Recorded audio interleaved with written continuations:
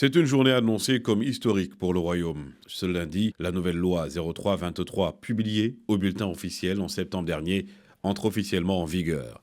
Une réforme présentée comme un pilier essentiel dans la modernisation du système judiciaire marocain, en droite ligne des hautes orientations royales et de l'esprit de la Constitution de 2011. Au cœur du texte, renforcer les garanties d'un procès équitable.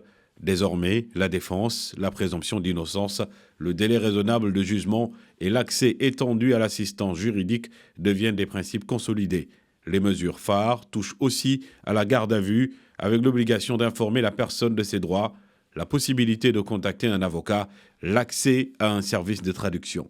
Autant de garde-fous pour renforcer la confiance dans la justice. Autre évolution majeure, la limitation stricte de la détention préventive, désormais encadrée par une motivation obligatoire des décisions et par des mesures alternatives modernisées. Les victimes voient également leurs droits élargis à l'information tout au long de la procédure, l'accompagnement juridique et social et les protections spécifiques pour les femmes et les enfants victimes de violences. Cette réforme crée aussi un observatoire national de la criminalité, un outil scientifique destiné à orienter la politique pénale sur la base de données actualisées. Selon Abdelatif Warbi, ministre de la Justice, cette loi constitue un pilier essentiel de la dynamique de réformes majeures engagée par le Maroc, consolidant l'engagement du Royaume en faveur de l'état de droit, de la démocratie et du développement durable. Cette nouvelle procédure pénale est également pensée comme un levier stratégique pour les prochaines échéances nationales. Le gouvernement marocain est résolument déterminé à faire de la réforme de la justice un levier majeur de succès des prochaines échéances,